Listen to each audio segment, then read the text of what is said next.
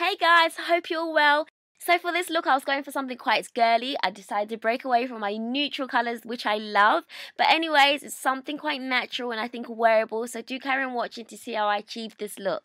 So now I'm attacking my face with some Fix Plus, but prior to that, I use a primer by Mary Kay and I've already filled in my eyebrows. So I'm using two different foundations today. I'm using one by MAC, which is the Pro Longwear in the shade NC50, and I'm also using one by Mary Kay, which is the Time Wise foundation, and I'm in the shade 4. So I'm mixing the two together because I like the consistency of the two, and I'm just dotting it all over my face, and then I'm just going to blend away with my fingers.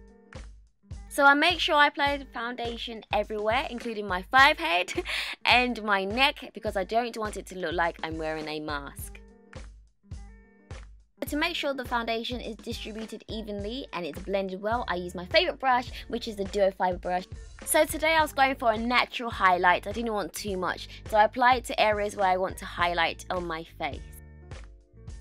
So in order to do this, I'm using a concealer which is a few shades lighter than my finger, and I'm using my fingers to blend this all away.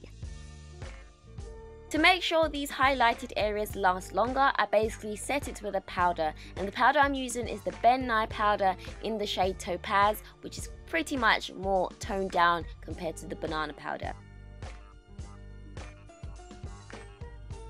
Since I've highlighted my face, I need to contour to add some definition. Once again, I was going for a light contour, so I'm using very minimal product with a very light hand. And as always, I'm going to contour everywhere on my face. So apart from my nose, this will be my cheekbones, my jawline, my temple, just contour. So after contouring, I'll need to set my face in order to make sure everything is nice in place and lasts longer, and I use my MSF powder in the shade Deep Dark. So I decided to use a natural looking blush, and this is one of my favourite blushes of all time, and this is called Sahara, which is by Sleek. In addition, I decided to add a nice little glow, which is another blush also by Sleek in the Sugar palette. So onto the eyes, I'm going to add a base or primer to my eyelids, and this is Groundwork by MAC in order for all the pretty eyeshadow colours to stick on my eyelid. Using a colour close to my skin tone, I'm going to use the MSF powder by MAC in the shade Deep Dark, which is going to act as my transition colour. So using the deep dark brown colour from the Vanity Wet n Wild palette, I'm going to also add that in the crease area, but pretty much focus on the outermost part of my eyes. So using a smaller, more defined brush, using the same colour, I'm basically going to reapply where I had applied the darker colour previously. Now using that really pretty purple colour in the primer palette by Sleek, I'm basically going to apply that onto my eyelids where I did not apply the brown eyeshadows previously.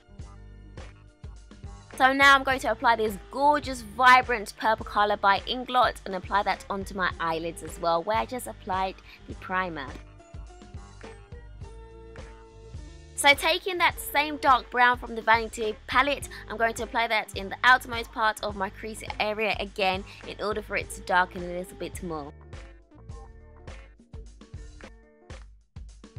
Next, I'm going to add this sparkly, pretty purple colour from the Sigma Dare palette, and I'm going to put that on the eyelid to give it a bit of dimension and add some little sparkly prettiness to it.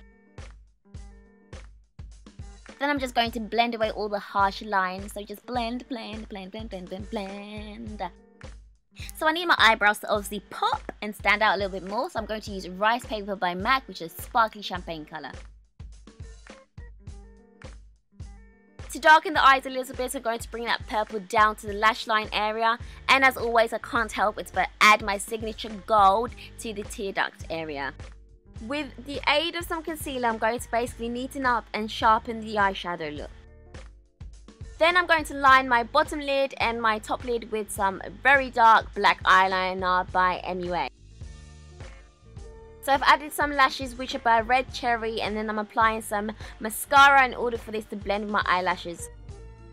To avoid any crusty chappy lips, I added my Nivea lip balm, and now I'm using this gorgeous colour which is a lip liner by MAC, and it's called Heroine.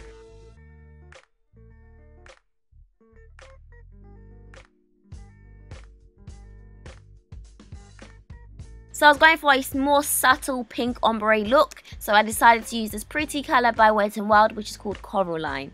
Then I reapplied the liner in order for it to darken a little bit more so that you can see the ombre look in effect. So I'm just going to use a makeup sponge to clean away the excess lip liner lipstick, and then I'm going to lick it off so it doesn't get on my teeth, and I'm going to add this beautiful colour by MAC, which is a lip gloss, and then the look is complete and finished. So I hope you guys like it, and I hope it was really simple and easy for you guys to do, and you can wear this pretty look pretty much anywhere. So yeah guys, thank you for watching as always. Do thumbs up if you enjoyed, and I shall speak to you guys later. Bye!